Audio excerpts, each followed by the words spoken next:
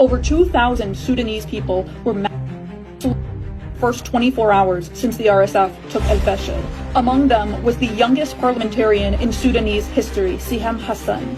This is a woman who ran community kitchens in El Fasher to make sure that she fed the starving people of the city, and she was among the people that she served. 5 Sudanese Red Crescent members were working to distribute aid nearby as well in Kordofan, and 3 more are missing. There are videos of elderly Sudanese civilians being executed in the dirt. There are videos of young Sudanese civilians being forced to dig their own graves.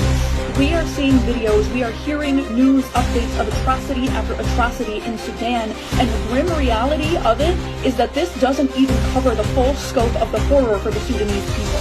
Satellite imagery actually reveals massacre after massacre in El Fasher.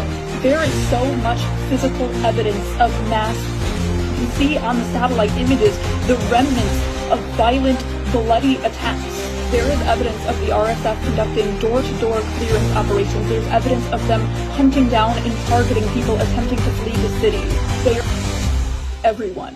And this has the full support of not only the UAE, who actively funds and arms the RSF, but it has the support of the UK and the US government as well.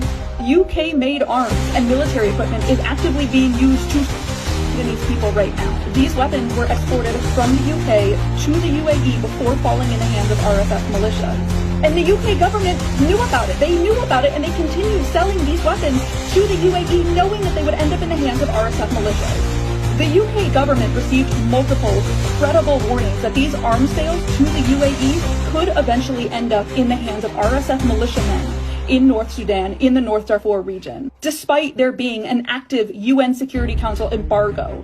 And they chose to continue this sale to the UAE anyway, knowing that these weapons could be used in genocide. The presence of these weapons in North Darfur is a clear violation of the arms embargo. And while the UK violates that UN resolution, the US is actively choosing to ignore and undermine another by hosting an RSF war criminal in DC right now. Washington is currently hosting RSF commander and war criminal Eldoni Dagalo right now, the man who is responsible for the weapons procurement of the RSF. This is the very man responsible for taking the UK weapons that were sold to the UAE and then transporting them to North Darfur in order to Sudanese civilians. And the US is hosting him in our nation's capital. Thousands of people are dead in Sudan right now, and it's not just the fault of the RSF, it's the fault of the UAE, the UK, the US, and all complicit parties.